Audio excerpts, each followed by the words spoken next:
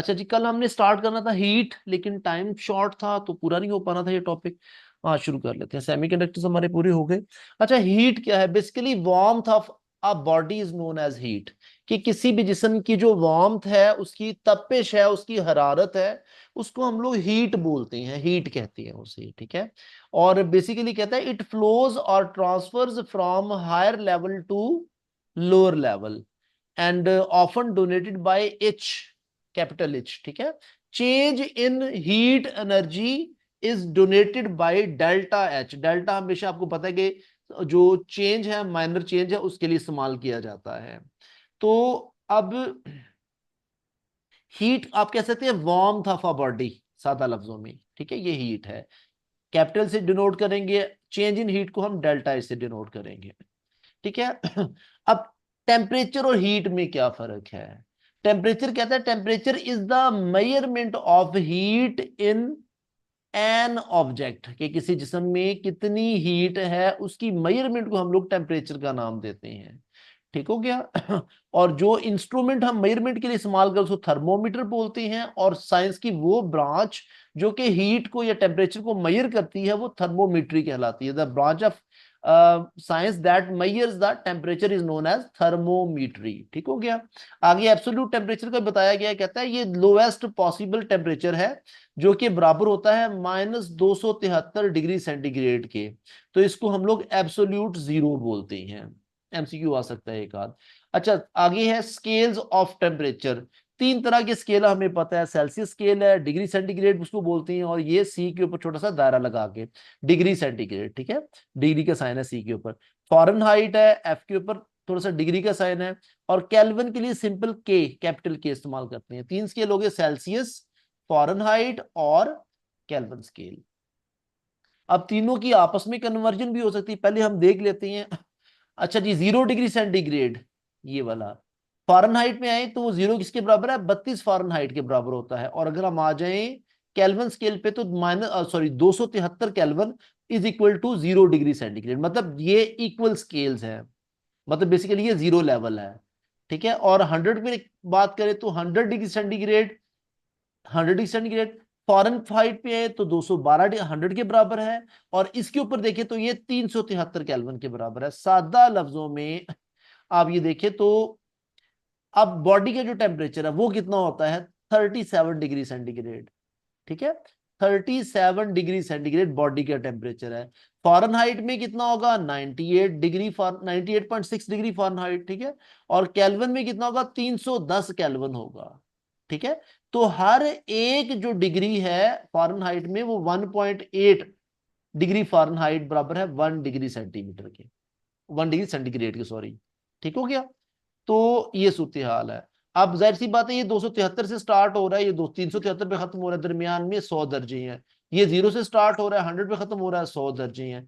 ये स्टार्ट होता है 32 से और खत्म होता है 212 पे, दरमियान में 180 दर्जे हैं। तो 100 पे तकसीम करें तो क्या आएगा? 1.8 डिग्री फॉरेनहाइट हर 1 डिग्री सेंटीग्रेड के बराबर होता है, ठीक हो गया। आगे चलती हैं, इसकी कुछ कन्वर्जन हैं कि अगर हमारे पास टेम्परेचर सेंटीग्रेड स्केल में हो और फारेनहाइट में कन्वर्ट करना है तो हम क्या करेंगे?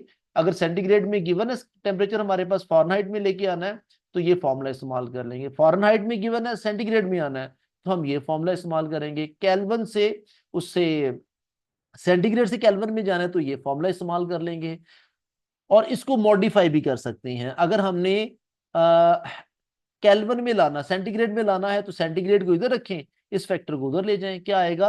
Temperature in kelvin -273 is equal to temperature in degree centigrade, ठीक है। सो सिंपल, आगे ज्यादा खपने की जरूरत नहीं है, बस इतना काफी था, आगे चलते हैं। तो ये तीन स्केल भी हो गए हमारे। अच्छा, इसके बाद आ गया हमारा ओके, ट्रांसफर। आगे हीट एनर्जी के उसके यूनिट की बात कर लें तो कैलोरीज, जो कैलोरीज का यूनिट है, जॉल इसका यूनिट, और ब्रिटिश थर्मल यूनिट BTU ये भी एनर्जी का यूनिट है। आगे ट्रांसफर ऑफ हीट पे बात करें तो यार इसके तीन तरीके होते हैं, एक कंडक्शन है, दूसरा कन्वेक्शन है, और तीसरा रेडिएशन है। यार क्या नाम है, जिया बताओ कंडक्शन क्या होता है, जल्दी से बताओ। सर ये ट्रांसफर ऑफ हीट होती है ड्यू टू द एटम की कुलेन की वजह से ना, शाबाश, बिल्कुल। ये कंडक्टिविटी। कंडक्शन मोस्टली होता है सॉलिड मतलब मेटालिक बॉडीज के अंदर, मैं कहता हूं जी कि एक गर्म रॉड है, एक रॉड है, आपने क्या किया, इसके एक सिरे को गर्म करना शुरू कर दिया, इस सिरे को आपने हीट देना शुरू कर दी, इस वाले सिरे को आपने हीट देना शुरू कर दी। हीट देते गए तो क्या होगा, थोड़ी देर बाद आप देखेंगे कि जो हीट है वो सारे, मतलब हीट आपने यहां देनी शुरू कर दी, आप देखेंगे थोड़ी देर के बाद जो सारा रॉड है, सारे का सारा रॉड गर्म होना, बस ये हिस्सा ज्यादा गर्म होगा, ये वाला, ठीक है, ये ज्यादा गर्म होगा, ये थोड़ा कम गर्म होगा, लेकिन गर्म जरूर होगा। लगता है फिर सही खत्म हो गई। ओके, ठीक है, ये भी गर्म होगा लेकिन थोड़ा सा कम होगा, बट गर्म ऑलमोस्ट सारा हो चुका होगा। अब ये कैसे हुआ, होता इस तरह से है कि उसके अंदर, रॉड के अंदर जो आपके एटम्स हैं जो कि क्लोजली बाउंडेड है, जब वो एनर्जी एब्जॉर्ब करती हैं तो ओवर एक्साइटेड होते हैं, और उनके जो इलेक्ट्रॉन्स हैं साथ वाले एटम्स के साथ टकराते हैं, तो कोलिजन ऑफ एटम्स की वजह से क्या होता है कि वो आपकी हीट इस एटम के पास आई, इससे इसको मैं एक मिनट कलर चेंज करता हूं इसका, इस यहां पे हीट आई, इसने इसको दी, इसने इसको दी, इसने इसको दे दी, इसने इसको दे दी, करते करते वो यूनिफॉर्मली डिस्ट्रीब्यूट हो जाती है। तो ये कोलिजन ऑफ एटम्स की वजह से जो हीट ट्रांसफर होती है उसको बोलते हैं कंडक्शन मेथड, ठीक है। a process in which heat is transferred from one body to another body due to the vibration of the molecules or atoms or electrons, ठीक हो गया। तो इसकी वजह से जो ट्रांसफर होता है वो होता है आपका कंडक्शन। अब दूसरा है कॉन्वेक्शन। कॉन्वेक्शन में क्या होता है, ये मोस्टली लिक्विड्स के अंदर होता है। इसमें क्या होता है कि मॉलिक्यूल्स थोड़े फासले पे होते हैं, मॉलिक्यूल्स टकराती हैं, जब मूव करती हैं और मूव करके अपनी एनर्जी इस वाले मॉलिक्यूल को देती हैं। फॉर एग्जांपल जैसे आप पानी गर्म करने हैं सर्दियों में नहाने के लिए, ठीक है, अब होता क्या है, जब हीट सबसे पहले पेंदे को लगती है उस बर्तन के, और उसके बाद जो यहाँ पानी है इसको मिलती है। अब होता क्या है जनाब, गर्म पानी ऊपर जाएगा, ठंडा पानी नीचे आएगा, ये ऊपर जाएगा, ठंडा, इस तरह से मॉलिक्यूल्स ट्रैवल करते हैं और अपनी एनर्जी दूसरे मॉलिक्यूल्स को ट्रांसफर करते हैं, ठीक हो गया। तो ये जो मेथड है ये कहलाएगा आपका कॉन्वेक्शन कहलाएगा, ये वाला। तो हम कहते हैं in this method molecule itself travels और moves to transfer heat from one place to another place, it is called और नोन एज कॉन्वेक्शन, ठीक हो गया। तीसरा है रेडिएशन। रेडिएशन में क्या होता है कि यार अब्दुल्ला, सर्दियों में आप क्या करते हैं, गली मोहल्ले में यार दोस्त इकट्ठे होके आग जला के बैठ जाते हैं, कहते हैं नहीं यार आज तो आग भी सेकते हैं और साथ चाय भी बनवाते हैं, कहते हैं अब्दुल्ला अपने घर से चाय बनवा के लाओ, और जियाउर रहमान से कहते हैं यार कुछ मीठा बनवाओ, ठीक है, फिर सारे दोस्त बैठ के गप्पे मारते हैं। तो होता क्या है, हम लोग इसके इर्द गिर्द बैठ जाते हैं दायरे में, ठीक है, चेयर्स रख के या जो भी सिटिंग आपकी होती है, नीचे बैठ के जैसे भी है। तो अब होता क्या है कि हमारे पास जो एनर्जी है वो ट्रेवल करती है, जो हीट है, आपको हीट फील होती है ना कि आग के पास बैठे, तो जी आग जी। आग के पास बैठे तो हमें फील होता है कि यार हमें गर्मी मिल रही है, तपिश आ रही है हमारे पास, हालांकि आप में और उसमें कोई फिजिकल कनेक्शन भी नहीं है। तो बेसिकली हीट क्या कर रही है, ये इन द फॉर्म ऑफ रेडिएशंस आपके पास आ रही है। तो वो मेथड जिसमें हीट जो है थ्रू रेडिएशंस ट्रेवल करती है, that method is known as radiation. In this method heat is heat energy travels or transfers in the form of waves, this is known as radiations, ठीक हो गया। इसके बाद आगे दो टर्म्स हैं, लेटेंट हीट और स्पेसिफिक हीट। ये दो कॉन्सेप्ट्स हैं, इसको भी देख लेते हैं, लेटेंट हीट क्या है और स्पेसिफिक हीट क्या है। यार लेटेंट हीट हम उस हीट को बोलते हैं जो किसी कह लें कि एक चीज का फेज चेंज करने के लिए जरूरी होती है। कैसे, latent heat is the amount of heat absorbed or released by a substance sufficient to produce a change of phase। Solid है तो लिक्विड में चेंज कर दे, लिक्विड है तो गैस में चेंज कर दे। फॉर एग्जांपल यार आपके पास बर्फ के टुकड़े हैं, फॉर एग्जांपल बर्फ के क्यूब्स पड़े हुए हैं इसके अंदर, ठीक है, आप क्या करते हैं, उसको हीट देते हैं, तो वो हीट जो कि इस बर्फ को पानी बनाने में, लिक्विड बनाने में रिक्वायर्ड है, वो आपकी कहलाएगी लेटेंट हीट, ठीक है। आप जितनी मर्जी हीट इसको दे दें, जब तक बर्फ का आखिरी टुकड़ा पिघल नहीं जाता, इसका टेम्परेचर बढ़ना नहीं शुरू होता। बढ़ने से मुराद ये है कि वो उबलना अचानक नहीं शुरू कर देगा। ये नहीं है कि 2-3 बर्फ की डलियां तैर रही हैं और बाकी सारा उबलना शुरू हो गया। बेसिकली वो हीट जो कि किसी चीज का फेज चेंज करने के लिए, सॉलिड है तो लिक्विड, लिक्विड है तो गैस में चेंज करने के लिए रिक्वायर होती है हमें, वो कहलाती है लेटेंट हीट। अब स्पेसिफिक हीट क्या होती है यार? वो हीट जो कि किसी, मतलब दो डेफिनेट, ग्राम और किलोग्राम दोनों के लिहाज से, किसी सब्सटेंस का टेम्परेचर 1 ग्राम चेंज करने के लिए, बढ़ाने के लिए इस्तेमाल होती है। Specific heat is the amount of heat that is required to raise the temperature of 1 gram of substance 1 degree up to 1 degree centigrade. और इसको दूसरी डेफिनेशन देखें तो ये specific, it is the amount of heat that is required to the temperature of 1 kg of a substance 1 kelvin, के 1 kilogram चीज का temperature 1 kelvin तक बढ़ाने के लिए जो एनर्जी हम देते हैं, हीट प्रोवाइड करते हैं, वो कहलाती है स्पेसिफिक हीट। बस आगे इसकी कैलकुलेशन की जरूरत नहीं है, आगे चलते हैं। पानी की जो पिघलाव की मख्फी हरारत है, लेटेंट हीट है, वो क्या कहती हैं, 100 3 लाख। सेंटीग्रेड। हाँ, नहीं नहीं, उसकी हम लेटेंट हीट की बात कर रहे हैं, वो तो बॉयल करने के लिए ना 100 डिग्री सेंटीग्रेड टेम्परेचर है। तो ये जूल पर केजी के अंदर है। इसको छोड़े, ख्याल आगे चले, आगे होपफुली ये पेपर में आने वाली चीजें नहीं है, डिस्क्रिप्टिव के लिए ठीक है, बट छोड़ दें, आगे चलें। ठीक हो गया। इसके बाद है जी लाइट। लाइट क्या चीज है? कहता है द ब्रांच ऑफ फिजिक्स, वो फिजिक्स की ब्रांच जो कि लाइट को डील करती है, which deals with the nature and the properties of light and vision, is called optics. ठीक है, light is the form of energy और and it is transferred in the form of waves. Basically sun emits this energy and we receives this energy in the form of waves. ठीक हो गया। तो speed of light क्या है?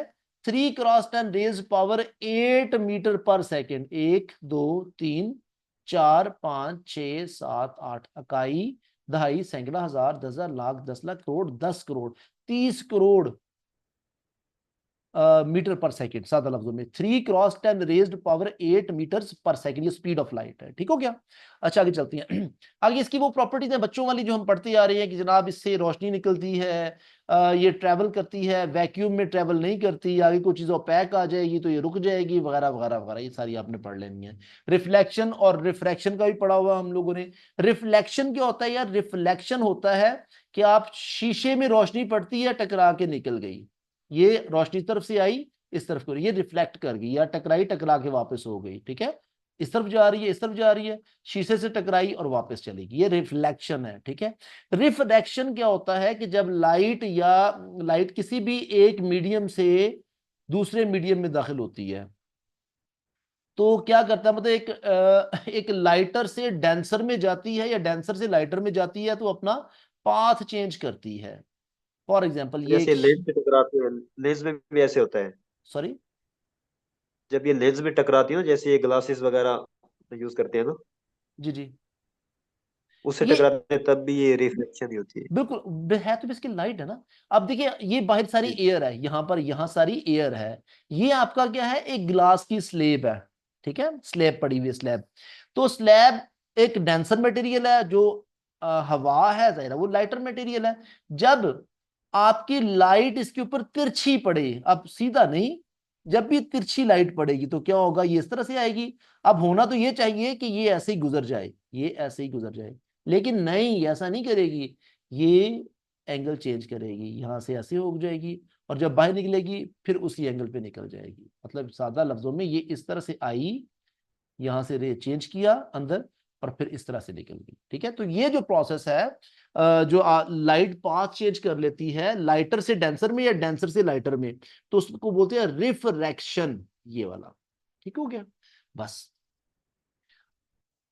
Light की dual nature है, wave particle दोनों, मतलब एट अ टाइम या वेव होगी या पार्टिकल होगी, इस बहस में आगे नहीं जाते, बस इतना काफी है। अच्छा जी, क्योंकि ये प्योरली फिजिक्स का टॉपिक है। अच्छा, आगे चलते हैं, आगे इसके कुछ टर्मिनोलॉजी है उसको देख लेते हैं। Wave, light and sound. अब इसमें देखिए क्या है, कहता है कि जी आपकी जो फ्रीक्वेंसी क्या है, कहता है number of vibrations per second. Vibration से क्या मुराद है? कि ये वेव्स जो गुजर, लाइट हो, साउंड हो, सबकी बात कि कितनी वेव्स हैं। अब ये जो है आपकी यहां से लेकर यहां तक ये। अच्छा, किसी भी वेव के अंदर क्रस्ट और ट्रफ ये क्या चीज है? हाँ जी, सर एक अपर पार्ट होता है वेव का, उसको क्रस्ट बोलते हैं। ठीक है, और जो वेव का लोअर पार्ट होता है नीचे, उसको ट्रफ बोलते हैं। ठीक है। क्रस्ट से क्रस्ट तक या ट्रफ से ट्रफ तक, बात समझाई कि नहीं? अब ये पूरा साइकिल है आपका, क्रस्ट से क्रस्ट तक और आपका ट्रफ से ट्रफ तक। अब पहले फ्रीक्वेंसी को क्लियर करते हैं, फिर इसके ऊपर आते हैं। कहता है the number of vibrations per second is known as frequency, और इसको स्मॉल एफ से जाहिर करते हैं, और इसका जो यूनिट है वो हर्ट्स है। ठीक है, हर्ट्स बेसिकली साइंसदान का नाम था जिसके नाम पे इसका यूनिट का नाम रख दिया गया। अब टाइम पीरियड क्या है? टाइम पीरियड और फ्रीक्वेंसी ये आपस में इनवर्सली प्रोपोर्शनल होती हैं। F is equal to 1/t या T is equal to 1/f। ये बेसिक चीजें 7वीं 8वीं की फिजिक्स में पढ़ते आ रहे हैं। अब वेव लेंथ क्या चीज है यार, इसको देख लेते हैं। कहता है the shortest distance between two peaks या हाईएस्ट पॉइंट और द एंड द ट्रफ्स या लोएस्ट पॉइंट। ठीक है, दो पीक्स के दरमियान जो आपका, जैसे मैंने ऊपर अभी बनाया है ये वाला, कि दो ट्रफ के दरमियान, ट्रफ से इस ट्रफ तक का जो फासला है, ठीक है, ये आपकी कहलाएगी वेवलेंथ। या अगर मैं कहूं कि इस उस क्रस्ट से क्रस्ट तक या इस ट्रफ से इस ट्रफ तक का जो फासला है, ये कहलाएगा आपका वेवलेंथ कहलाएगी। और वेवलेंथ को लैम्डा के साथ जाहिर करते हैं, लैम्डा का सिंबल ये वाला होता है। ठीक हो गया, तो ये लैम्डा कहलाता है। v is equal to F lambda, lambda is equal to v/f। अगर हमने वेलोसिटी निकालनी है इसकी स्पीड ऑफ लाइट की, तो क्या करते हैं, v is equal to F lambda. ठीक है, अच्छा जी आगे चलते हैं, बस ये कहानी आगे खत्म हो गई। अच्छा, इसके बाद आगे एम्पलीट्यूड क्या कहलाता है? Amplitude is a wave, amplitude of a wave is a distance from crust to where the wave is at equilibrium, or amplitude is used to measure the energy transferred by the wave. The bigger the distance, the greater the energy transferred. हाँ जी, amplitude क्या कहलाता है? जिया बताएगा। Sir sir simple इसको ये कह सकते हैं कि जो मैक्सिमम डिस्प्लेसमेंट होता है ना, जैसे झूला है, झूले पे पहली बार जब पुश करते हैं वो मैक्सिमम हाइट पे जाता है। जी जी, उसके बाद सर दोबारा वापस वो खुद ब खुद मूव करेगा, फिर उसकी हाइट ऐसा ऐसा कम होती आएगी। जो ये पहली बार हाईएस्ट उस पे पीक पे गया उसको सर एम्पलीट्यूड बोलते हैं। ठीक हो गया। सादा लफ्जों में ये कह लें कि ये आपके पास एक साइन वेव है। अब्दुल्ला और जिया, आपको अंदाजा होगा साइन वेव का, जी फिजिक्स में सर। पढ़ी होगी। तो जी जी अब सर। वेव का डिस्प्लेसमेंट उस स्टैटिक पॉइंट से, जीरो लेवल से मैक्सिमम कितना ऊपर है, तो ये आपका एम्पलीट्यूड है बेसिकली। ये वेव जी कितना सर। ऊपर जा रही है, ठीक है, इन टर्म्स ऑफ इलेक्ट्रॉनिक्स, तो ये आपका एम्पलीट्यूड कहलाएगा। अब्दुल्ला गुजारा करो, ठीक है। अच्छा इसके बाद आगे चलते हैं।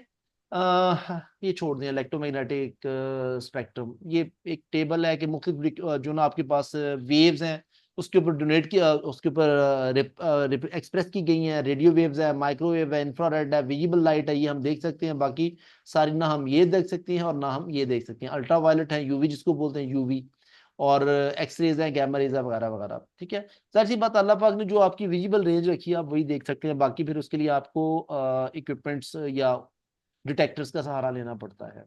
एनी हाउ, आगे चलते हैं, ये काम की चीज नहीं है। ये आ गया हमारा ऑप्टिक्स। अब इसमें क्या है, कन्वेक्स कनकेव की थोड़ी सी कहानी पढ़ लेते हैं यार, कि लेंसेज और मिरर्स। पहले मिरर को पढ़ते हैं फिर लेंसेज को चलते हैं। दो इंपॉर्टेंट एमसीक्यूज हैं, ये नोट कर लीजिएगा, पेपर में आने वाले हैं ये वाला है आपका लॉन्ग साइटेडनेस, जिसको बोलते हैं बईद नजरी। बईद नजरी, दूर की नजर, इसको बोलते हैं हाइपर ओपिया। इसको करेक्ट किया जाता है कन्वेक्स, जो है ना आपका एक मिनट, लॉन्ग कन्वेक्स लेंस के साथ। ठीक है, और जो शॉर्ट साइटेडनेस है इसको बोलते हैं करीब नजरी। करीब नजर वाली नजरी, करीब नजरी, इसको बोलते हैं मायोपिया। बईद नजरी को हाइपर ओपिया और करीब नजरी को मायोपिया, और ये कनकेव लेंस से सही होता है। अब याद रखना सर ये भी है। जी जी प्लीज। सर पूरा वर्ड तो ये हाइपरमेट्रोपिया होता है। एक मिनट, एक मिनट अभी देख लेते हैं।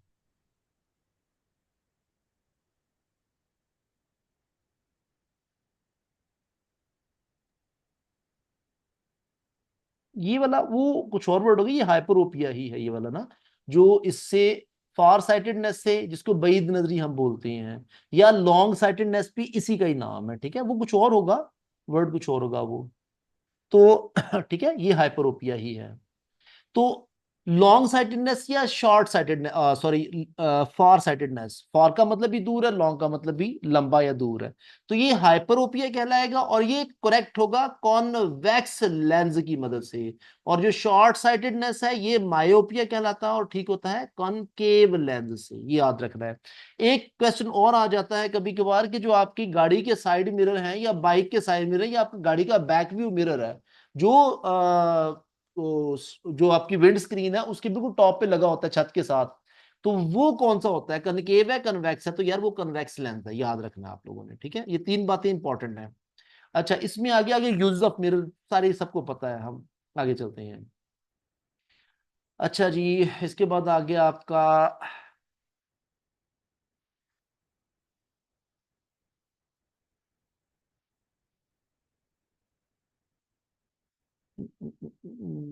आगे चलते हैं बस, ठीक है।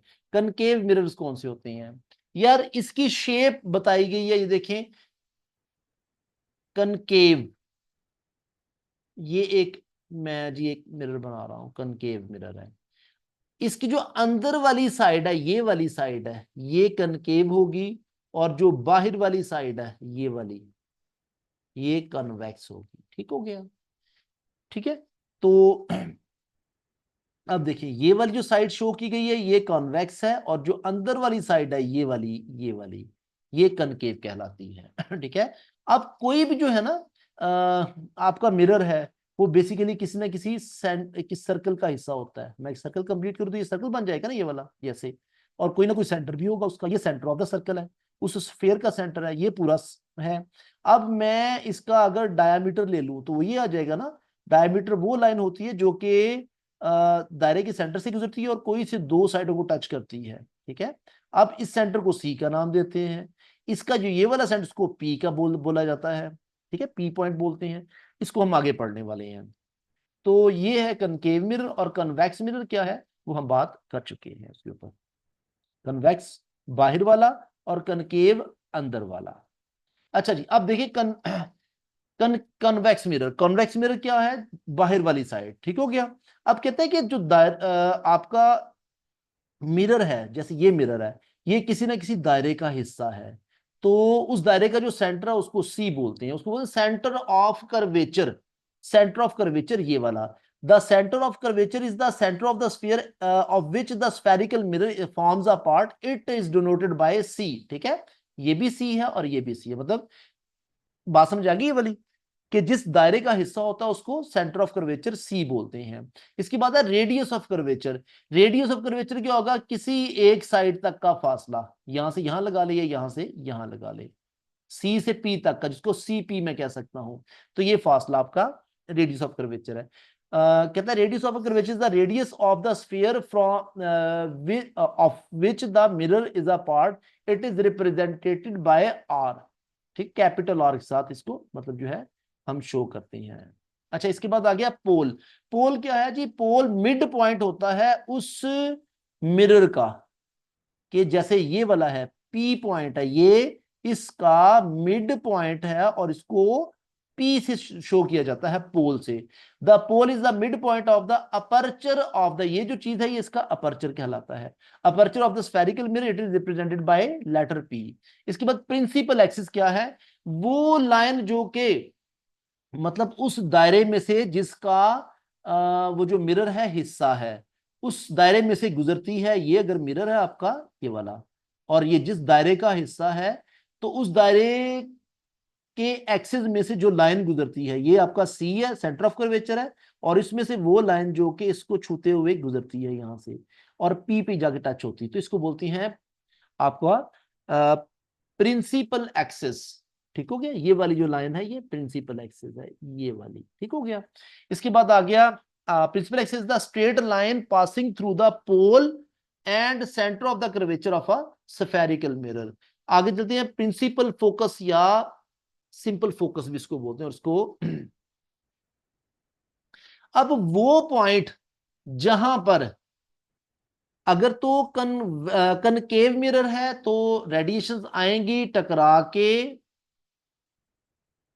इस तरह से इकट्ठी होना शुरू हो जाएंगी। ये टकराई यहां पे आ गई, ये टकराई यहां पे इकट्ठी हो गई, ये आई टकरा के वापस आ गई, ये वाली आई टकरा के यहां आ गई, ये वाली आई टकरा के, सारी यहां इकट्ठी हो रही। इसको बोलते हैं कैपिटल एफ।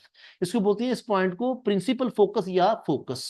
अब इस कैपिटल एफ और पी के दरमियान का जो डिस्टेंस है ये वाला, इसको बोलते हैं फोकल लेंथ, इसको स्मॉल एफ से शो करती हैं, ठीक हो गया।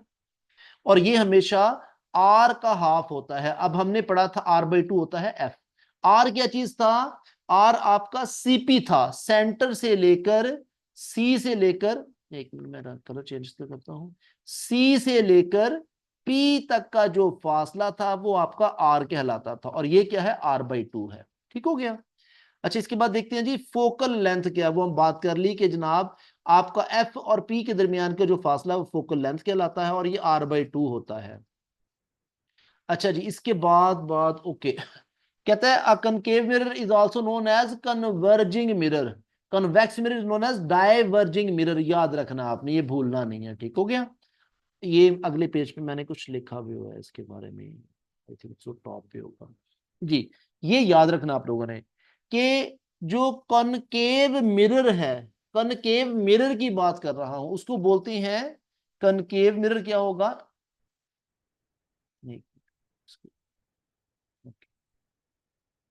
कनकेव मिरर जो है ये कन्वर्जेंट कहलाता है, बिकॉज कनकेव मतलब ये कन्वर्ज करता है रेडिएशंस को, एक पॉइंट पे इकट्ठा करता है। कन्वर्ज करने का मतलब ये है, ठीक हो गया। तो ये कन्वर्ज कर रहा है। अब डाइवर्ज क्या होता है कि जब आपका एक ये लेंस है और ये इसकी बाहर वाली सतह रिफ्लेक्ट करेगी, तो होता क्या है, रेडिएशंस आती हैं, आई टकरा के ये इस तरफ निकल गई, इस तरफ, ये आई इस तरफ टकरा के इस तरफ निकल गई, ये आई इस तरफ और टकरा के वापस इधर निकल गई, ये आई टकरा के इधर निकल गई, ये आई टकरा के और लेकिन हमें ऐसा लगता है कि यार ये सारी की सारी क्या कर रही है, ये वाली इस पॉइंट पे इकट्ठी हो रही है, ये इधर इकट्ठी हो रही है, ये इधर इकट्ठी हो रही है, ये यहाँ इकट्ठी हो रही है, ये यहाँ इकट्ठी हो रही है, और ये वाली यहाँ इकट्ठी हो रही है, ठीक है। होता नहीं है वो, बेसिकली हमें ऐसा लगता है। तो इसको बोलते हैं डाइवर्जेंस बोलते हैं। तो इस वजह से कन्वेक्स को मिरर को बोलते हैं डाइवर्जेंट, और कनकेव को बोलते हैं कन्वर्जेंट। अब याद रखना है ये है मिरर की बात है, जब हम बात करेंगे लेंस की तो यार उसमें उलट हो जाएगा। कनकेव लेंस कहलाएगा डाइवर्जेंट, और कनकेव कॉन्वेक्स लेंस कहलाएगा कन्वर्जेंट। ये याद रखना है, कोई एक याद कर ले बाकी उसके उलट है, ठीक है। भले मिरर कर लें, भले आप उसको कर लें जो है मिरर कर लें, या आप लेंस कर लें, दोनों याद रखेंगे तो भूल जाएंगे, ठीक हो गया। अब देखिए यहां हमने क्या कहा, कन्वेक्स मिरर क्या है? डाइवर्जेंट है। कन्वेक्स मिरर डाइवर्जेंट है। यहां पर क्या है? कनकेव लेंस ये कन्वर्जेंट है, ठीक है। आपका जो सॉरी कॉन्वेक्स है वो कॉन्वर्जेंट है, जबकि कॉन्वेक्स मिरर क्या है? ये डाइवर्जेंट है। कॉन्वेक्स लेंस क्या है? ये कॉन्वर्जेंट है। इस तरह से कॉन्केव लेंस आपका डाइवर्जेंट हो जाएगा, ये उलट हो जाएंगे, इधर आ जाएगा तो उसमें वो उधर आ जाएगा, ठीक है। तो बस इसके बाद आगे इसकी लेंस की क्लासिफिकेशन है, ये मैंने आपको बता दिया है। जब इसमें लेंस ये डायग्राम इसको शो कर रही है कि जब आती हैं रेडिएशंस यहाँ टकराएंगी तो ये यहाँ पे क्या कन्वर्ज करना शुरू कर देगा, इस वजह से ये कन्वर्जेंट है, और ये आएंगी ये एफ पे कन्वर्ज करना शुरू कर देगा। और इसके अंदर क्या है, ये डाइवर्ज हो जाती है। फॉर एग्जांपल यहाँ से आई टकरा के इधर निकल जाती है, टकराई टकरा के इधर, टकराई वापस चलेगी, टकराई इधर चलेगी, लेकिन हमें लगता है ये सारी की सारी यहाँ इकट्ठी हो रही हैं, ठीक हो गया। तो ये आपका कनकेव लेंस है। साउंड की बात कर लें तो साउंड साउंड साउंड 2 मिनट रह गए, हम नहीं कवर कर पाएंगे। चलें, बल ये छोटा सा टॉपिक ही है, ज्यादा बड़ा नहीं है, अगले वाले में देख लेंगे इसको। लेंसेज तक आपको कोई मसला मसाइल कुछ चीज समझ ना लगी हो, प्लीज पूछें। आप लोग पूछते नहीं हो ओके यार, पूछते नहीं हो यार, यकीन मानो। बंदा क्वेश्चन करता है, उस्ताद को घुमाता है, मजा आता है। यहाँ तक कोई मसला मसाइल साउंड से पहले पहले तक? ठीक है, चले, ठीक हो गया। ठीक है, अपना ख्याल रखिएगा। अल्लाह हाफिज, अस्सलाम वालेकुम।